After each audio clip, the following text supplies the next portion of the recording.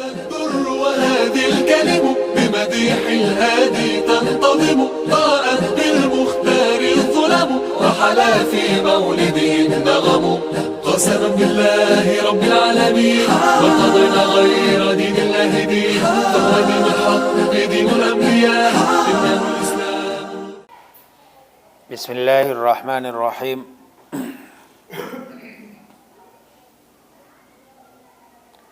سورۃ النساء آیت نمبر 35.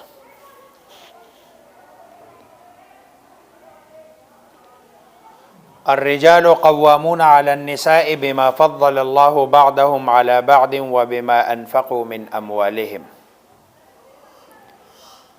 فالصالحات قانتات حافظات للغيب بما حفظ الله واللاتي تخافون نشوزهن فعظوهن واهجروهن في المضاجع واضربوهن. اس آیت میں بتایا گیا ہے کہ یہ جو مرد ہے یہ عورتوں کے نگران ہے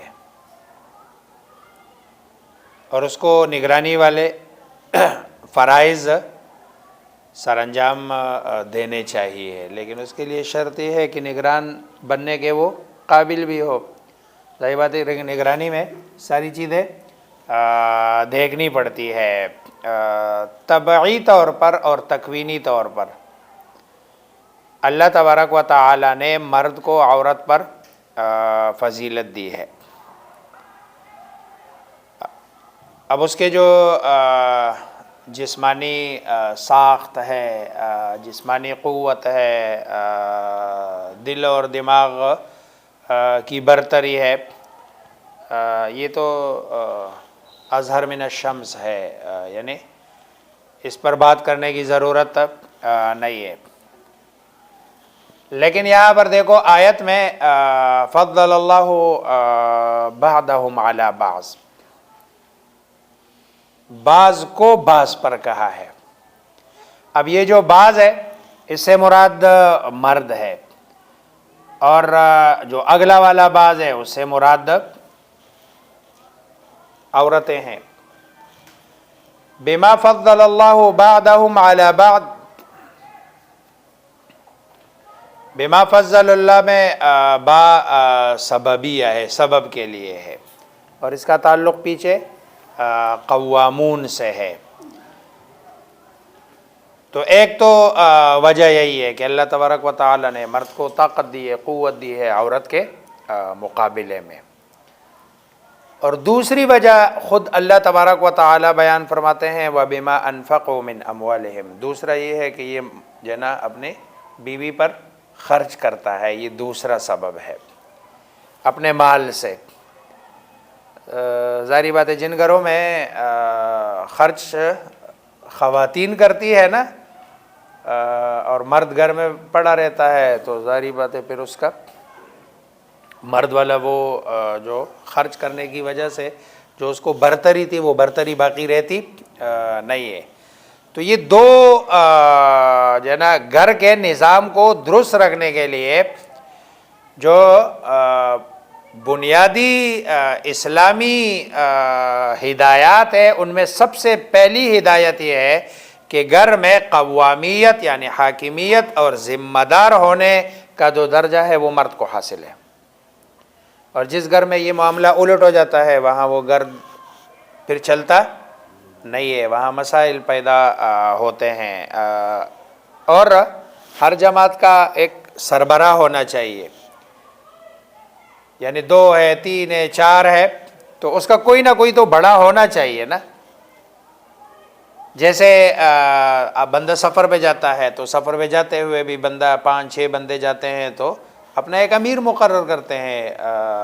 عقلی طور پر بھی ضروری ہے کہ بھئی ایک امیر ہو، ایک بڑا ہو کہ راستے میں اگر کوئی بات جس میں 2، 3، 4 رائے آ جائے تو ان رائےوں میں سے ایک رائے کو ترجیح دینے والا موجود ہو کہ بھئی یہ والی بات.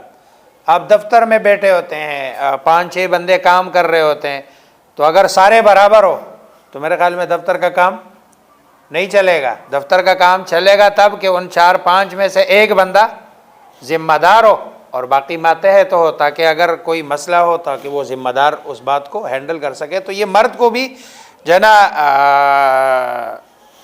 قوامیت والا حاکمیت والا درجہ حاصل ہے, کیونکہ جس گھر کا کوئی سربراہ نہ ہو اور جس جماعت کا کوئی سربراہ نہ ہو تو اسے انتشار, افتراق اور بہت سارے گروہوں میں بٹنے سے کوئی بچا نہیں سکتا. تو پہلا اصول. لیکن اس سربراہی کا مطلب یہ نہیں ہے کہ مرد کوئی آقا ہے, عورت اس کی لونڈی ہے, یہ مطلب نہیں ہے, بلکہ ان کا جو باہمی تعلق ہوگا وہ ایسے ہوگا کہ ایک جیسے راعی اور رعیت کا ہوتا ہے. راعی اور رعیت کا, ایک ذمہ دار اور دوسرا اس کے ماتحت کا جیسے تعلق ہوتا ہے. جیسے دفتر میں مثلا دو بندے کام کر رہے ہیں, ایک بڑا ہے دوسرا اس کا ماتحت ہے, تو وہ ماتحت اس کا غلام نہیں ہوتا, بس صرف یہ ہے کہ اس کی نگرانی میں وہ کام کر رہا ہوتا ہے. تو پہلا اصول تو یہ ہے. دوسرا اصول یہ ہے کہ دوسری جو ہدایت ہے کہ بھئی اگر کوئی عورت ہے وہ بد مزاج ہو جائے, اکڑ مزاج ہو جائے, شوہر کی نافرمانی کرے, بات نہ مانے, تو پھر اللہ تبارک و تعالیٰ نے ہدایت یہ دی ہے کہ پہلے فاعظوہن, اس کو سمجھائیں پیار سے, محبت سے, واعظ و نصیحت کرے. اگر اسے سمجھ جائے تو اچھی بات ہے, لیکن اگر اس سے نہ سمجھے, واعظ و نصیحت کا بھی اس پر کوئی اثر نہ ہو, تو دوسری تدبیر یہ ہے کہ اس کا بستر الگ کر دیا جائے. اور اس سے بڑا اچھا خاصا اثر پڑتا ہے جب اس کا بستر, بیوی کا بستر الگ کر دیا جائے اور اسے کنارہ کشی اختیار کر لی جائے, تو اس کے اثرات پڑتے ہیں جو نا اس پر. اگر اس سے بھی نہ سمجھے تو آخری اقدام کے طور پر حد کے اندر رہتے ہوئے اس کو مارا بھی جا سکتا ہے. اس پہ بڑا مطلب ہے بیوی کو مارنا اسلام میں وہ قرآن کا حکم ہے, اللہ کا فرمان ہے, یہ کسی مولوی کا یا کسی بندے کا کہا ہوا نہیں ہے, اور سیدھا سیدھا قرآن کا نص ہے, نص. اچھا, لفظ میں بھی آپ کوئی ادھر ادھر نہیں کر سکتے ہیں کہ آپ کوئی اس کے دوسرے یا تیسرے میننگ لے لے. فَعِذُوهُنَّ وَاهْجُرُوهُنَّ فِي الْمَضَاجِعِ, اور آگے فرمایا وَاضْرِبُوهُنَّ. اب ضرب سب جانتے ہیں, ہر بندہ جانتا ہے کہ ضرب کے معنی کیا ہے, مارنا. رسول اللہ صلی اللہ علیہ وسلم نے صرف اتنا اس کو کیا ہے کہ ضرباً غیر مبرح, کہ بھئی ایسی مار ہو کہ جس سے نشان نہ پڑے چہرے پر, ہڈی نہ ٹوٹے, ایسے مار نہ مارا جائے. پھر یہ آپ صلی اللہ علیہ وسلم کا جو دور ہے نا, ظاہری بات ہے یہ قبائلی لوگ ہیں, جو مکہ مدینہ کے جو لوگ ہیں, خصوصاً جو مکہ والے ہیں نا, یہ ٹوٹلی قبائلی کلچر ہے. اور قبائلی کلچر میں تو جو ہے نا بیوی کو مارنا یہ عام روٹین کی بات ہوتی ہے. شہری کلچر میں مشکل ہے, لیکن قبائلی کلچر میں ہوتا ہے. تو خواتین کو مارا جاتا تھا. رسول اللہ صلی اللہ علیہ وسلم کو شکایت آئی ہے کہ مرد بہت زیادہ مارتے ہیں. آپ صلی اللہ علیہ وسلم نے صحابہ کو منع کیا کہ بھئی مارنا نہیں آپ لوگوں نے آئندہ. صحابہ تو صحابہ تھے نا, دیکھو کلچر ان کا یہ ہے پہلے سے مارنے کی ترتیب ہے, لیکن جب رسول اللہ صلی اللہ علیہ وسلم نے منع کیا تو صحابہ رک گئے, مرنا چھوڑ دیا. اور رکے ایسے, وہ تو رکتے تو ایسے رکتے کہ پھر جو ہے نا وہ کام کرنا تو دور کی بات ہے, اس کے بارے میں سوچتے بھی نہیں. اچھا, یہ بات ظاہری بات ہے, صحابیات بھی تو اسی مطلب ہے کلچر کی, ماحول کی ہے, ان کو سمجھ آ گئی ہے کہ اب یہ ہمیں مار نہیں سکتے ہیں، اس لیے وہ شیرنیاں ہو گئی ہے، اور وہ جو منہ میں آتا شوہروں کو. تو حضرت عمر رضی اللہ تعالی عنہ نے فرمایا اللہ کے رسول آپ نے مارنے سے منع کیا ہے نا، پتہ ہے اس کا نقصان کیا ہوا؟ فرمایا زائرن النساء علی ازواجہن، یہ جو عورتیں ہیں نا یہ اپنے شوہروں پر شیرنیاں ہو گئی ہے، اس لیے آپ اجازت دیں ورنہ یہ سنبھالنے میں نہیں آ رہی ہے. اب آپ نے فرمایا ہاں ٹھیک ہے اجازت ہے، لیکن مارنے والا اچھا بندہ نہیں ہے. یہ آخری سٹیٹمنٹ ہے. دیکھو یہ پورا ایک، یہ ایسے نہیں ہے، اسلام کے جو قوانین ہیں یہ ایسے نہیں بنے کہ بھائی بس کیف متفق جو ہے نا وہ بندہ بیٹھا ہوا تھا اور اس نے کہا چلو لے آؤ اور بس سائن کر دیے. نہیں، اس پہ پوری جو اس کے عوامل ہے پیچھے، پھر حکم دینے کے بعد اس پر جو اثرات مرتب ہوئے وہ ساری چیزیں دیکھ کے تو رسول اللہ صلی اللہ علیہ وسلم نے فرمایا کہ ہاں مارنے کی اجازت ہے کیونکہ قرآن نے دی ہے، لیکن اولئک لیس بخیارکم، اس طرح کا بندہ جو مارنے والا ہے نا وہ تم میں سے اچھا آدمی نہیں ہے، مطلب ہے اچھا نہیں ہے. یہ جو ہے نا پورا. اب دوسری بات یہ ہے کہ دیکھو یہاں پر جو قرآن کہتا ہے نا وَاضْرِبُوهُنَّ فَعِدُوهُنَّ وَاهْجُرُوهُنَّ فِي الْمَضَاجِعِ وَاضْرِبُوهُنَّ. اب قرآن کے مخاطب ظاہر بات ہے ہر قسم کے لوگ ہیں، شہری بھی ہے، دیہاتی بھی ہے، قبائل بھی ہے، جنگلی بھی ہے، صحرائی بھی ہے، شریف بھی ہے، ایسے لوگ جو اکڑ مزاج ہے سارے ہیں. اس لیے قرآن کریم جو حکم دے رہا ہے نا وہ ظاہری وہ صرف ایک کو نہیں، وہ تو سب کے لیے ہے، اصول اور ضابطہ. اب ایسے علاقے ہیں جدھر صرف واعظ و نصیحت سے بھی کام چل سکتا ہے. خواتین میں ایسی خواتین بھی ہوتی ہے کہ اگر اس کا شوہر صرف اس کو اتنا کہہ دے کہ بھئی تم نے یہ کام اچھا نہیں کیا، وہ کبھی زندگی میں بھی اس کام کے قریب نہیں جائے گی. اب اس کے لیے اتنا کافی ہے. ظاہر بات ہے ایسی بیوی کو نہیں مارا جا سکتا.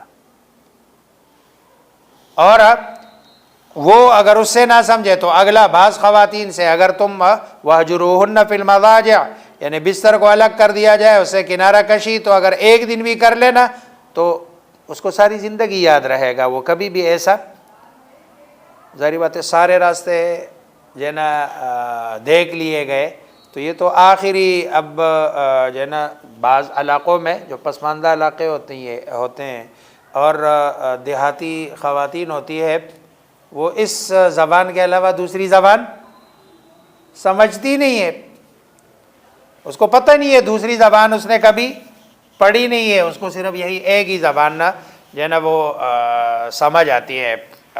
لیکن ایسا وہ جیسے ظالم لوگ ہوتے ہیں بات بات پہ جو ہے نا وہ ڈنڈا اٹھا کے عورت کی وحشیانہ طریقے سے ظالمانہ طریقے سے پٹائی کرتے ہیں، مارتے ہیں، اسلام اس کی اجازت نہیں دیتا. مثلاً اگر کوئی بندہ کسی کو تپڑ مارتا ہے اور اس تپڑ کا نشان نہ پڑے تو کتنا بڑا تپڑ ہوگا.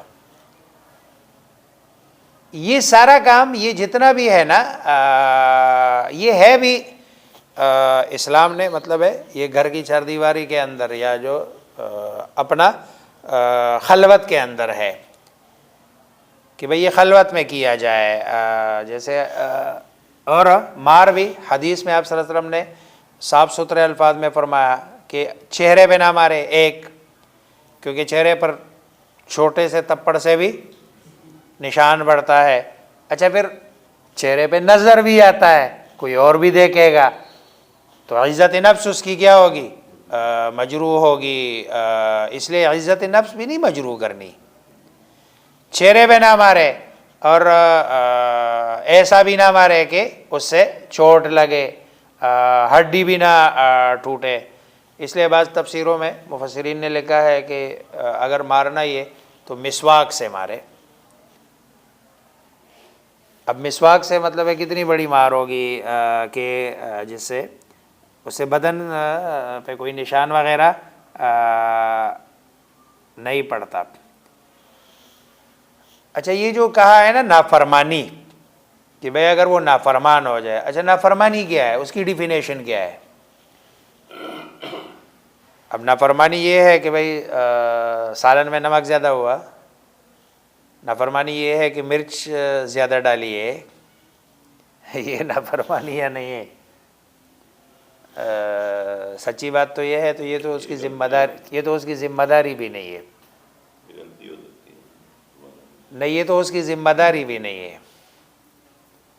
یہ کھانا پکانا یہ تو اس کی ذمہ داری میں بھی نہیں آتی ہے یہ بات. یہ تو آپ کا اور اس کا ایک اخلاقی ایگریمنٹ ہے کہ کچھ چیزیں جو آپ کی ذمہ داری میں نہیں آتی ہے وہ آپ کر رہے ہیں، اور کچھ چیزیں اس کی ذمہ داری میں نہیں آتی ہے وہ کر رہی ہے. تو یہ نافرمانی کیا ہے؟ نافرمانی وہ کہلاتی ہے جس سے شریعت کا حکم ٹوٹتا ہو. نماز نہیں پڑھتی، یہ نافرمانی ہے. آپ کی اجازت کے بغیر گھر سے باہر جاتی ہے، یہ نافرمانی ہے. اور ایسا حکم کہ جس میں اللہ اور اس کے رسول کی نافرمانی ہو، اور یا شوہر بیوی کو کوئی کام کہے جس کا مطلب ہے شریعت نے بھی شوہر کو یہ کام کہنے کی اجازت دی ہو اور بیوی اس کو نہ کرے،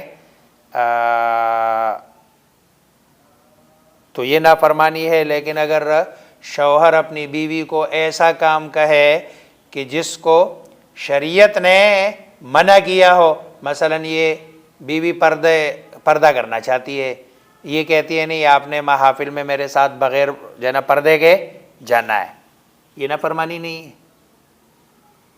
وہ نہ جائے اور وہ منع کرے تو یہ نافرمانی نہیں ہے. شوہر کہتے ہیں نہیں آپ نے میرے دوستوں کے محافل میں میرے ساتھ جانا ہے، وہ کہتی ہے میں نے نہیں جانا، یہ نافرمانی نہیں ہے، یہ عورت کو اختیار ہے. شوہر کہتے ہیں نماز نہ پڑھو، وہ کہتے ہیں نہیں میں نے پڑھنی ہے نماز، یہ نافرمانی نہیں ہے. کیوں؟ اس لیے کہ حدیث میں ہے کہ جس کام کا حکم خالق نے دیا ہے اور اس کے خلاف مخلوق آپ کو کوئی حکم دے دے تو اس میں خالق کی معصیت جائز نہیں ہے. لا طاعت لمخلوق فی معصیت الخالق، مخلوق کی کوئی بات ماننا آپ کے لیے جائز نہیں ہے جدھر رب کی کیا ہوتی ہے؟ نافرمانی. اگلی جو آیت ہے وَاعْبُدُوا اللَّهَ وَلَا تُشْرِكُوا بِهِ شَيْئًا، اللہ تبارک و تعالیٰ کی عبادت کرو، اللہ کے ساتھ کسی کو شریک نہ ٹھہراؤ. وَبِالْوَالِدَيْنِ إِحْسَانًا، اور اپنے والدین کے ساتھ احسان کرو. اب گھر اور خاندان کے نظام کو درست رکھنے کی تدابیر بتانے کے بعد اب اجتماعی زندگی کے درستگی کے لیے جنا کچھ تدابیر بتائے جا رہے ہیں. نمبر 1 وَاعْبُدُوا اللَّهَ، اللہ کی عبادت کرو. زندگی درست کرنے کے لیے سب سے پہلا اصول یہی ہے. وَلَا تُشْرِكُوا بِهِ شَيْئًا، اللہ تبارک و تعالیٰ کے ساتھ کسی کو شریک نہ ٹھہراؤ. اگلی بات بتائی ہے وَبِالْوَالِدَيْنِ إِحْسَانًا، حسن سلوک. قرآن کریم نے اپنے والدین کے ساتھ حسن سلوک کی بہت تاکید فرمائی ہے. جہاں جنا وہ غیر اللہ کی عبادت سے منع کیا وہاں حسن سلوک. وَبِالْوَالِدَيْنِ إِحْسَانًا، والدین سے احسان کے بعد آگے پڑوسیوں کے ساتھ حسن سلوک کا حکم دیا.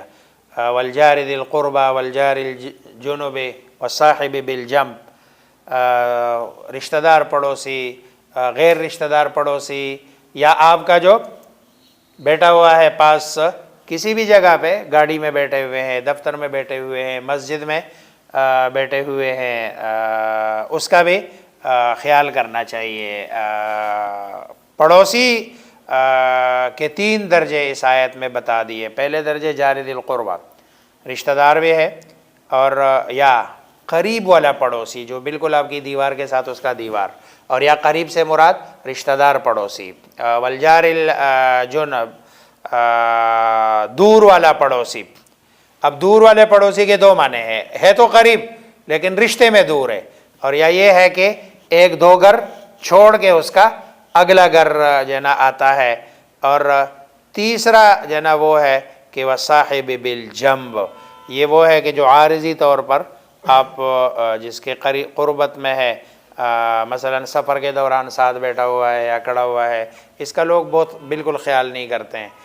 سفر میں اگر سیٹ پہ آپ کے ساتھ کوئی دوسرا بندہ بیٹھ گیا تو وہ بسا اوقات سو کے سارا آپ پر اپنا بوجھ ڈال دیتا ہے، یا پھر جو ہے نا وہ بیٹا اس طرح ہوتا ہے کہ مثلا گاڑی میں یوں بیٹھنا چاہیے اور وہ یوں بیٹھا ہوتا ہے، تو آدھی سیٹ آپ کی وہ لے لیتا ہے، یا پھر مسجد میں جو ہے نا کچھ لوگ ہوتے ہیں، دو بندے بیٹھے ہوئے ہوتے ہیں، تیسرا آتا ہے اس چکر میں کہ مجھے ثواب ملے گا، پہلی صف کا وہ یوں کر کے وہ درمیان میں گھس جاتا ہے۔ ہمارے ہاں جو لوگوں کے ذہن میں یہ ہے نا پہلی صف کا ثواب، عذاب ملتا ہے، ثواب نہیں ملتا۔ اس پہ گناہ ملتا ہے، ثواب یہ پہلی صف کا ثواب نہیں ہے، یہ پہلے آنے کا ثواب ہے۔ یہ جو ثواب ہے یہ پہلی صف میں کھڑے ہونے کا نہیں ہے، یہ مسجد میں پہلے آنے کا ثواب ہے، پہلے آنے کا اجر ہے۔ اب ایک بندہ 2 گھنٹے سے بیٹھا ہوا ہے اور دوسرا آ کے 1 منٹ پہلے آیا اور یوں یوں کر کے وہ درمیان میں گھس گیا، لوگوں کے گردنوں کو پلانگتے ہوئے۔ یہ کوئی پاکستانی حکومت تو نہیں ہے، ہاں یہ کوئی پاکستان تو نہیں ہے کہ یہ دونوں برابر ہو جائیں گے، یہ تو رب کا قانون ہے۔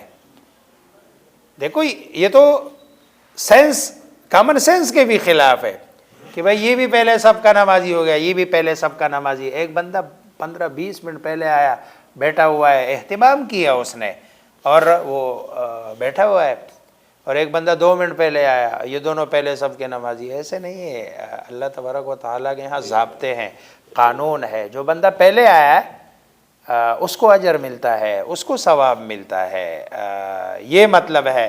تو وہاں پر بھی کسی کو تو اس کے ساتھ بھی اچھے برتاؤ کا حکم دیا، بلکہ اس سے بھی آگے بڑھ کر ہر راگیر ہے، مسافر ہے، اس کے ساتھ بھی حسن سلوک کا حکم دیا گیا، چاہے وہ آپ کا ساتھی یا پڑوسی نہ بھی ہو، راستے میں جا رہا ہے، آپ کے گھر کے پاس سے گزر رہا ہے، آپ کے محلے میں گزر رہا ہے، تو اس کے ساتھ بھی اچھے سلوک کرنے کا حکم دیا گیا ہے۔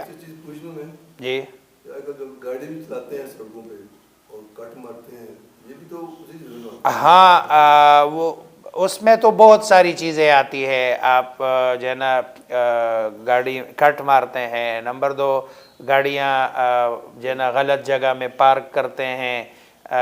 اس دن یہ جو ہوا نا ٹی وی پہ پروگرام کے لیے جو میں گیا تھا، تو میں اگر میرے عصر کے بعد کا درس اگر اس سے خراب ہوتا تو میں کبھی بھی نہ جاتا۔ ٹائم تھا اس کا 3 سے 4، تو 4 بجے ختم ہونا تھا، اور 4 سے 5 ظاہری بات ہے ادھر تک پہنچنا کوئی اتنا بڑا مسئلہ نہیں ہے۔ میرے ذہن میں تھا اگر بہت زیادہ دیر ہو گئی ہے تو چلو وقاص نماز پڑھا لے گا اور میں درس میں پہنچ جاؤں گا۔ اچھا ہم جب پروگرام ختم کر کے باہر آئے نا، تو ہم نے جدھر گاڑی گڑی کی تھی اس کے پیچھے کسی نے گاڑی لگا دی تھی۔ اب ادھر A T V, Khyber T V, Khyber news, فلاں فلاں فلاں، یہ سارے جو ہے نا وہ ٹی ویوں کے دفتر تھے۔ اب گاڑی کس کی ہے؟ وہ جو جس کے ساتھ اس نے کہا یار ہمارے سٹاف میں سے تو کسی کی نہیں ہے، اس کا مطلب یہ ہے کہ کوئی وزٹر ہے، مہمان ہے جس کی گاڑی ہے۔ اب وہ ڈھونڈتے ڈھونڈتے ڈھونڈتے، اچھا اس میں بندہ جائے وہ بھول بھلیا ہے، اتنے چھوٹے چھوٹے اس میں راستے ہیں، ادھر گھسو، ادھر ادھر ادھر، اس میں تو بندہ اگر نیا بندہ ہو نا تو گم جاتا ہے اس میں، کیونکہ انہوں نے اپنے ہر جو ہے نا چھوٹے چھوٹے کیبن بنائے ہوئے ہیں، اور وہ کیبنوں کے لیے پھر چھوٹے چھوٹے پتلے پتلے باریک، جس میں بڑی مشکل سے 2 بندے گزر سکتے ہیں، اس طرح کے راستے بنائے ہوئے ہیں۔ بہرحال ڈھونڈتے ڈھونڈتے 4:30 ہو گئے۔ اب ظاہری بات ہے پھر 4:30 کے بعد ہمارے لیے یہاں پہنچنا ممکن نہیں تھا۔ پھر میں نے وہ جو ساتھی تھے، میں نے کہا اب آرام سے اپنی نماز پڑھیں گے، چلو درس آج ہماری قسمت میں نہیں تھا درس کا وہ۔ تو یہ ہمارا جو ہے نا وہ المیہ ہے کہ آپ گاڑی، حالانکہ اس دن جب ہم گئے ہیں تو ایک وہاں ATV والوں کی گاڑی کھڑی تھی اور وہ کافی دور تھی، تو ہم ڈھونڈتے ڈھونڈتے ایک ہی جگہ ہمیں ملی، اس کے سامنے مطلب اچھی خاصی جگہ خالی تھی، لیکن ہم نے کہا نہیں ادھر نہیں کھڑی کریں گے کہ کہیں اس کو نکلنا ہو تو آسانی کے ساتھ نکلے۔ تو یہ بہت سارے معاملات ہیں۔ ہماری جو مسلمانی ہے نا وہ صرف نماز کی حد تک ہے بس، اس کے علاوہ ہم یعنی نماز کے علاوہ ہمارے اندر جو معاشرت ہے، اخلاقیات ہے، معاملات ہے، یہ تو سرے سے بالکل غائب ہے۔ راستے میں چلتے چلتے چھلکے پھینک دیں گے، راستے میں چلتے چلتے جو ہے نا وہ کوئی بھی چیز پھینکنی ہو، گاڑی چلاتے ہوئے کسی بھی جگہ ہم اس کو روک کے راستہ بلاک کر دیں گے۔ پھر گھر کے سامنے اگر گاڑی کھڑی کرنی ہو تو ایسی کھڑی کریں گے کہ جو ہے نا وہ آپ کی گلی تنگ ہو جائے۔ یہ بہت ساری چیزیں ہیں، بس صرف اپنا ٹائم بچانے کے لیے۔ تو خیال رکھنا چاہیے اس میں۔ یا ایھا الذین آمنوا لا تقربوا الصلاۃ وانتم سکارا، اگلی جو آیت ہے، نماز کے قریب نہ جاؤ اس حال میں کہ تم نشے کی حالت میں ہو۔ یہ اس وقت کی بات ہے کہ جب شراب کی حرمت کا حکم نہیں آیا تھا۔ تو اسی آیت کے ذریعے سے اشارہ دیا جا رہا ہے کہ نماز کی حالت میں کم از کم اس کو نہ پیو۔ اب پھر شراب کو چونکہ لوگوں کے دلوں میں اس کی محبت زیادہ تھی، پہلے سے ایک سسٹم میں چلی آ رہی تھی، اس لیے تو آہستہ آہستہ کر کے، جیسے ایک ہیروئن پینے والا، ڈرگز پینے والا بندہ، اگر آپ ایک ہی دن میں اس کو کہو کہ بھئی چھوڑ دو تو وہ نہیں چھوڑ سکتا۔ جب آپ اس کو کسی ایسے سینٹر میں جہاں ڈرگز چھوڑانے کے لیے کام کیا جاتا ہے تو وہ بھی ایسے نہیں کرتے ہیں کہ بھئی پہلے دن، وہ کہتے ہیں نہیں تھوڑا سا کم کرتے کرتے، اس طرح کرتے کرتے پھر وہ مہینہ 2 مہینے کا وہ پورا ایک ان کا پروسیس ہے، اسی سے گزار کے پھر وہ اس کو چھڑواتے ہیں۔ تو یہ شراب کے معاملے میں بھی یہی تھا کہ پہلے منع کیا، اس طرح کے اچھا ہے، اس کے فائدے بھی ہے، نقصانات بھی ہے، لیکن نقصان تھوڑا سا زیادہ ہے۔ پھر فرمایا کہ بھئی نمازوں کے جو اوقات ہے کم از کم اس میں نہ پیو۔ اب نمازوں کے اوقات میں یہ ظہر عصر کا ٹائم ہے، مغرب عشاء کا ٹائم ہے، یہ چونکہ ایک دوسرے کے ساتھ جڑے ہوئے ہیں، قریب ہے۔ اب ظہر کے بعد شراب پیے تو عصر تک اس کو ظاہری بات ہے افاقہ نہیں ہو سکتا، نشہ اس کا نہیں اتر سکتا۔ مغرب کے بعد، عصر کے بعد تو مغرب تک نہیں نشہ اتر سکتا، مغرب کے بعد تو عشاء تک۔ تو یہ ٹائم تو نکل گئے نا، اب 2 ٹائم ہی رہ گئے، ایک عشاء کے بعد، عشاء سے فجر تک، اور فجر سے ظہر تک، یہ لمبے ٹائم ہوتے ہیں۔ پھر آگے اللہ نے فرمایا نہیں انما الخمر والمیسر والانصاب والازلام رجس من عمل الشیطان۔ اب یہ جو حالت نشے میں نماز کے لیے جو منع کیا ہے، نماز کے ذریعے انسان کے اندر، تو بہرحال نماز کے ذریعے انسان میں خشوع عاجزی پیدا ہوتی ہے، بندہ اپنے اعضاء کے ساتھ اللہ تبارک و تعالی کے آداب بجا لاتا ہے۔ جب بندہ نشے میں ہو تو ظاہری بات ہے پھر یہ وہ عاجزی نہیں پیدا ہوگی، کیونکہ نشے سے تو بندے کے اندر تکبر پیدا ہوتا ہے، کیونکہ نشے میں تو جب بندہ وہ ٹھن ہوتا ہے تو وہ ٹھن والی کیفیت تو بندے کی وہ ہوتی ہے کہ جو کہتا ہے کہ میں تو آسمانوں پہ اڑ رہا ہوں اور مجھ سے زیادہ اور دیکھو آپ نشہ ہوتا ہے، چاہے وہ طاقت کا ہو، چاہے وہ پیسے کا ہو، چاہے وہ کسی عہدے کا ہو، اور چاہے وہ شراب کا ہو، نشہ ہوتا ہے۔ اس میں بندہ کس میں ہوتا ہے؟ گھمنڈ میں ہوتا ہے، تکبر میں ہوتا ہے، غرور میں ہوتا ہے، اور وہ کہتا ہے کہ ساری دنیا گویا کہ میرے ہی حکم سے چل رہی ہے اور میرے حکم سے ہی چلے۔ اس لیے نماز کے دورانیے میں منع کیا گیا ہے کہ بھئی نہیں، آپ اسی طرح حالت جنابت میں نماز میں نہیں، جنبی آدمی یہ نماز کے قریب نہ جائے، الا عابری سبیل، البتہ اگر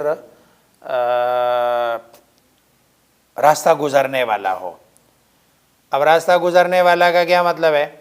کہ کوئی شخص مسافر ہے، ایک مطلب تو یہ ہے غسل کی ضرورت پڑ گئی، پانی میسر نہیں ہے، اگر میسر ہے تو اس پر قادر نہیں ہے، بک رہا ہے پانی، ایسے علاقے بھی ہوتے ہیں جہاں پانی بکتا ہے، آپ کے پاس لینے کے لیے پیسے ہی نہیں ہے، تو پھر بھی آپ کو قدرت نہیں ہے، یا بک نہیں رہا ہے لیکن ہے نہیں، تو اس کے لیے شریعت نے اجازت دے دی ہے کہ بغیر غسل کیے نماز پڑھ لے، جب تک اسے غسل کے لیے پانی میسر نہیں آتا۔ عابری سبیل کا دوسرا معنی یہ ہے کہ جو نماز کی جگہ ہے نا،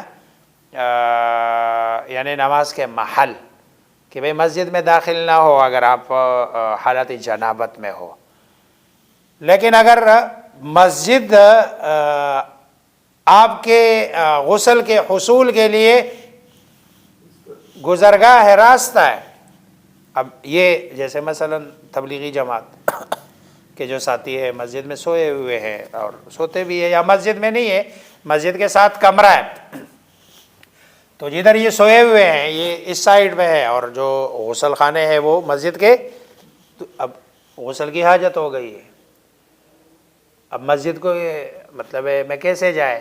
تو شریعت نے اس کو اجازت دے دی ہے۔ ہاں اگر کوئی اور راستہ ہے تو پھر تو مسجد کو نہ استعمال کرے، لیکن اگر کوئی اور راستہ نہیں ہے تو پھر مسجد کو بطور گزرگاہ کے حالت جنابت میں اگر وہ کرتا ہے تو اس کی شریعت نے، دیکھو اللہ تبارک و تعالی نے مطلب ہے کتنی چیزوں میں آسانیاں دی ہے، فطرت کے عین مطابق ہے ہمارا دین، ایسا نہیں ہے کہ بھئی آپ کو کوئی مسئلہ پیش آیا اور دین اسلام میں اس کا کوئی حل موجود نہ ہو، اس کا حل بھی بتا دیا۔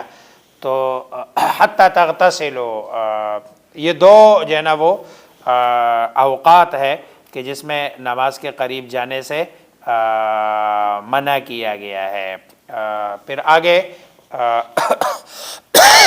تیمم کا حکم بتا دیا، اگر کوئی بیمار ہو، سفر میں ہو، یا تم میں سے کوئی آدمی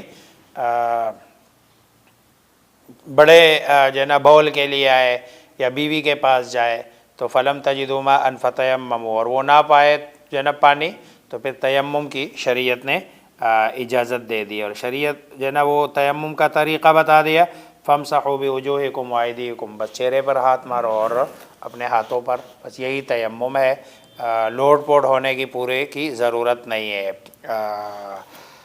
اگلی آیت میں بت پرستی سے منع کیا اور بت پرستی کے بعد بخل اور حسد سے بچنے کی ہدایت دی ہے، اور پھر جو ہے نا امانت کا سبق دیا گیا ہے کہ ان اللہ یأمرکم ان تؤدوا الامانات الی اہلہا، اللہ تمہیں حکم دیتا ہے کہ بھئی امانتیں ان لوگوں کے سپرد کرو گے جو اس کے اہل ہے۔ یہ عثمان ابن طلحہ کا مشہور واقعہ ہے، صحابی ہے جو کعبہ کے کلید بردار تھے، چابیاں ان کے پاس ہوتی تھی، فتح مکہ کے وقت ان سے چابیاں لی گئی ہے، تو صحابہ کرام رضوان اللہ تعالی علیہم اجمعین میں سے بعض نے کلید برداری کی تمنا ظاہر کر دی ہے، اور ہر بندے کی کوشش یہی تھی کہ یہ کعبے کی چابی مجھے مل جائے۔ ظاہری بات ہے، بہت بڑا اعزاز ہے کہ کسی بندے کے پاس کعبے کی چابی ہو۔ چنانچہ رسول اللہ صلی اللہ علیہ وسلم نے وہ جو چابیاں تھی اللہ کے حکم سے دوبارہ عثمان ابن ابی طلحہ کے حوالے کر دی ہے اور اسی کو دے دی ہے۔ یہ امانت جو ان کے پاس تھی پہلے سے ہی چلی آ رہی، انہی کے سپرد کر دی گئی۔ آج تک یہ کعبے کی چابی اسی خاندان میں ہے اور یہ جو ہے نا چلی آ رہی ہے اور ان سے ابھی تک کسی نے وہ چابی لی نہیں ہے۔ اب یہ جو آیت ہے، آیت کا تعلق تو ظاہری بات ہے صرف ایک خاص واقعے کے ساتھ ہے جس کو چابی والا واقعہ ہے، لیکن امانات میں ہر قسم کی امانتیں شامل ہیں۔ امانت میں حکومت بھی ہے، قیادت بھی ہے، سیادت بھی ہے، یہ ساری امانتیں ہیں نا جو کسی کے حوالے کی جاتی ہے۔ تو پھر انسان کے جو معاملات ہیں نا سارے کے سارے وہ تین قسم ہے، یا تو انسان کا معاملہ اللہ کے ہاتھ میں ہوتا ہے، یا انسان کا معاملہ لوگوں کے ساتھ ہے، اور یا انسان کا معاملہ اپنے نفس کے ساتھ ہے، یا اللہ کے ساتھ اللہ نے کوئی امانت بندے کے سپرد کر دی ہے یا بندے نے کی ہے، اور یا یہ کہ اپنے نفس کے ساتھ ہے۔ تو تینوں قسموں میں امانت کی رعایت ہر انسان پر کیا ہے؟ فرض ہے۔ جیسے حدیث میں آتا ہے نفس وَلِنَفْسِكَ عَلَيْكَ حق، وَلِنَفْسِكَ عَلَيْكَ حق، کہ بھئی آپ کے نفس کا بھی تمہارے اوپر کیا ہے؟ حق ہے۔ اللہ کا حق بھی اور جو آپ کے ارد گرد انسان ہے ان کے حقوق بھی، لیکن کہیں اللہ کے حق میں یا جنا وہ انسانوں کے حقوق میں کہیں اپنا حق نہ بھول جانا نہیں، آپ کا بھی وَلِزَوْجِكَ عَلَيْكَ حق، وَلِنَفْسِكَ عَلَيْكَ حق، رب کا بھی حق ہے، نفس کا بھی حق ہے، اور آپ کے بیوی بچوں کا بھی آپ پر حق ہے۔ گویا کہ یہ تینوں حقوق ہے، اور یہ تینوں قسم کی جو امانتیں ہیں، بعض لوگ مطلب ہے تھوڑے سے زیادہ ہی جنت سے اس طرف جانا چاہتے ہیں نا، تو وہ جب دین پہ آ جائے تو وہ پھر ساری چیزیں کیا کر دیتے ہیں؟ ملیا میٹ، نہ بچوں کی طرف دھیان، نہ بیوی کی طرف دھیان، نہ یاری دوستی، نہ تعلق۔ اسلام اس طرح کا خشک دین نہیں ہے۔ اسلام خشکی کو پسند بھی نہیں کرتا، رہبانیت کو پسند بھی نہیں کرتا۔ رسول اللہ صلی اللہ علیہ وسلم صحابہ کے ساتھ اٹھنا بیٹھنا، کھانا پینا، پھر آپ مزاح کرنا، پھر جو ہے نا کہیں کھیل کود میں آپ صلی اللہ علیہ وسلم کا شریک ہونا، دیکھنا، یہ ساری چیزیں آپ صلی اللہ علیہ وسلم نے، بس اتنی بات ہے کہ ان سارے کاموں میں بس ایک بات کا خیال رکھا جائے کہ کہیں کوئی اللہ کی نافرمانی نہ ہو جائے۔ اللہ کی نافرمانی مثلا کھیل کود میں اس حد تک بندہ نہ جائے، یاری دوستی میں اس حد تک نہ جائے کہ اللہ ناراض ہو جائے، اللہ کی نافرمانی ہو جائے۔ باقی جو ہے نا یہ تینوں چیزیں ان کی رعایت رکھنا ضروری ہے۔ یہ جو لوگ خانقاہوں میں بالکل دنیا سے بالکل الگ ہو جاتے ہیں، کسی کے ساتھ میل ملاپ بھی نہیں، دعا سلام بھی نہیں، کسی کی غمی خوشی میں بھی شرکت نہیں، یہ اللہ کو پسند نہیں ہے۔ آپ حدیث میں آتا ہے، رسول اللہ صلی اللہ علیہ وسلم کا فرمان ہے کہ لوگوں کے اندر رہتے ہوئے دین پر عمل کرنے کا اجر یہ بہت زیادہ ہے اس آدمی کے مقابلے میں جو کسی پہاڑ کی چوٹی پہ بیٹھا ہوا ہے، دنیا سے بالکل الگ تلگ ہے اور 24 گھنٹے رب کی عبادت کرتا ہے، یا ایک جھونپڑا بنایا ہوا ہے اس میں بیٹھا ہوا ہے۔ اس سے بہتر ہے یہ بندہ کہ جو ہے نا کسی کالونی میں معاشرے میں رہ کر ان کے جلی کٹی جو ہے نا سن کر اس پر صبر بھی کرتا ہے، کبھی کبھار سنا بھی دیتا ہے، تو یہی زندگی ہے۔ تو نفس کے اپنے حقوق ہے جو انسان کے ذمے ہے۔ پھر آگے قانون، جو اسلامی قانون ہے اس کی اہمیت بتائی گئی ہے اگلی آیت میں۔ الم تر الی الذین یزعمون انہم آمنوا بما انزل الیک وما انزل من قبلک یریدون ان یتحاکموا الی الطاغوت وقد امروا ان یکفروا بہ۔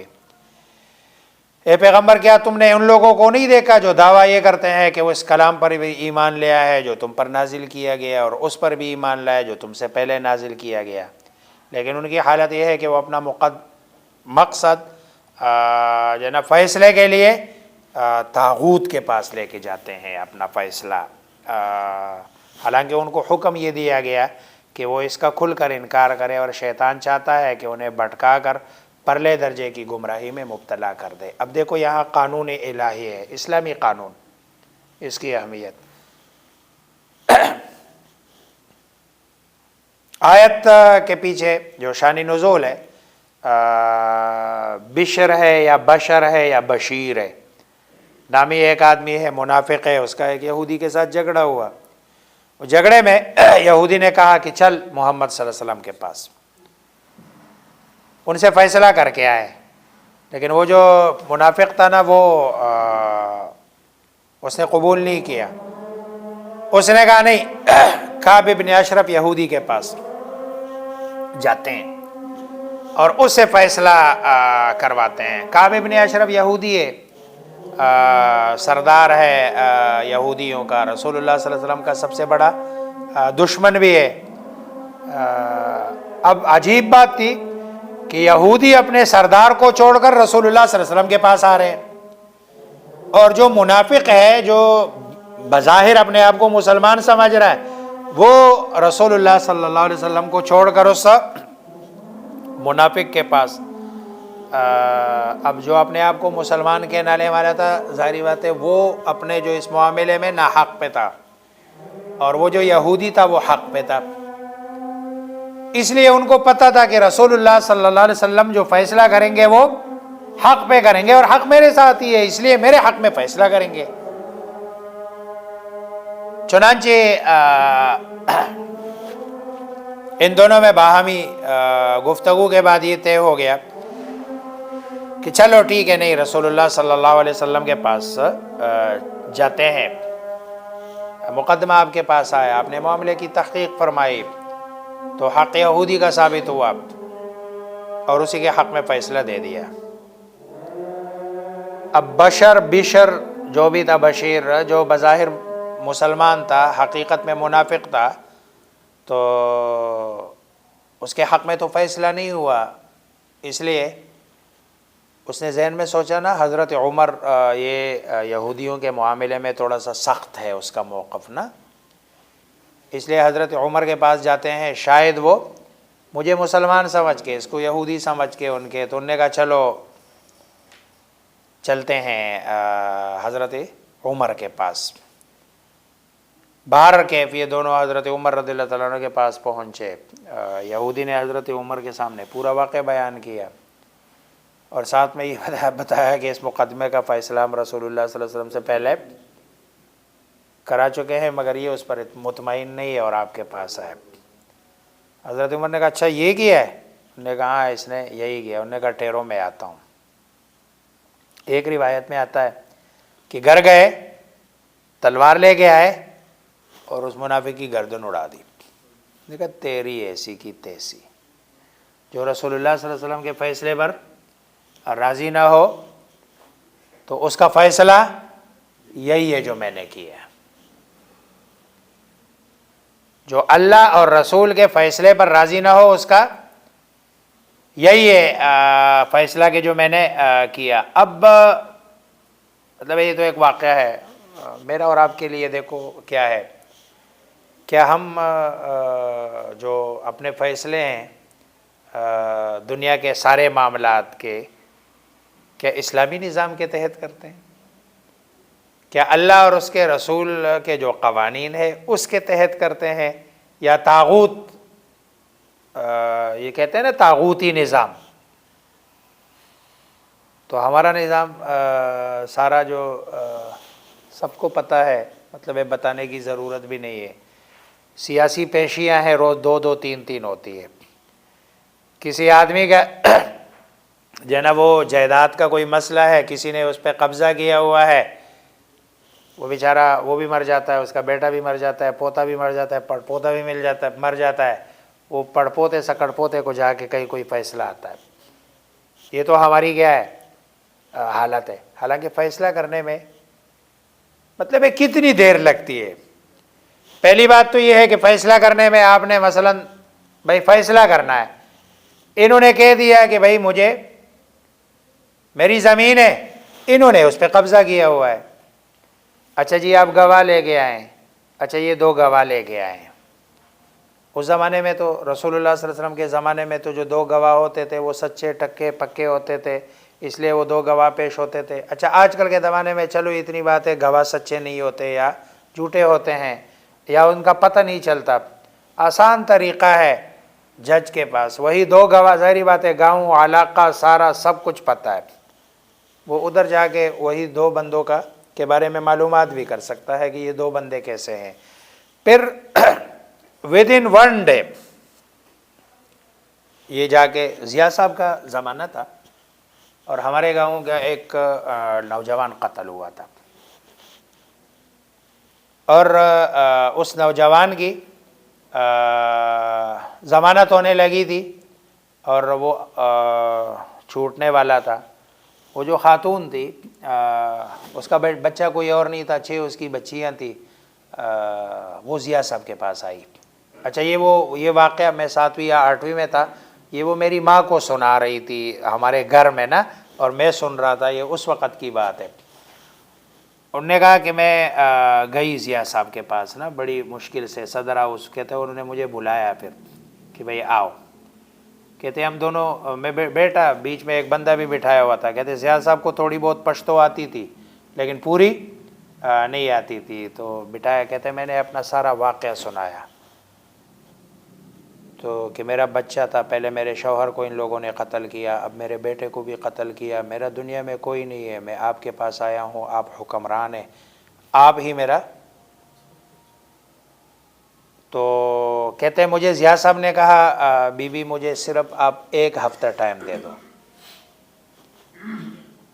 تاکہ مجھے یہ کنفرم ہو جائے کہ جس پہ آپ کا دعویٰ ہے نا وہ واقعی آپ کے بچے کا قاتل ہے. اگر مجھے یہ کنفرم ہوا نا تو پھر 1 سیکنڈ بھی نہیں لگے گا, میں اس کو پھانسی پہ چڑھا کے اس کی میت آئے گی, وہ زندہ آپ کے گاؤں میں نہیں آئے گا. کہتے میں نے کہا میری بھی یہی چاہت ہے, بچہ تو میرا گیا لیکن میرے کلیجے کو ٹھنڈ تب جو نا پہنچے گی کہ جب وہ میرے بچے. اب 1 ہفتے میں ضیاء صاحب نے پھانسی کے آرڈر جاری کر دیے. اب وہ 1 ہفتے میں ظاہری بات ہے اس کو سارا معاملہ, اس نے 2 بندے بھیجے ہوگا, 1 بندہ بھیجا ہوگا, گاؤں میں جا کے پوچھ لیا, ٹھیک ہے. انہوں نے جا کے 2 بندے بھیج کے, ایسا ہی نہیں آپ عام بندے کو بھی بھیج دیں مثلا, اور آپ جا کے گاؤں میں, ہاں گاؤں میں جا کے پوچھ لیں بھائی قاتل کون ہے.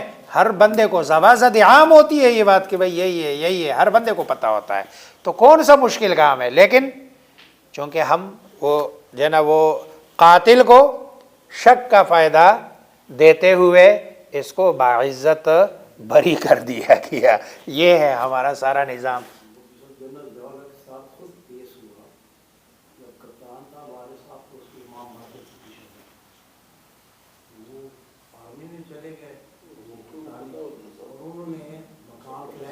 جی ان کے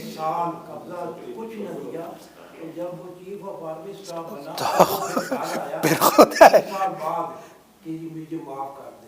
جی نہیں, پہلے لوگ جو ہے نا وکیل خریدتے تھے, اب ڈائریکٹ جو ہے نا پورا جج خرید لیتے ہیں. وہ کہتے ہیں کیا وکیل کو خرید کے کیا کرنا ہے, پورا جج خرید لو.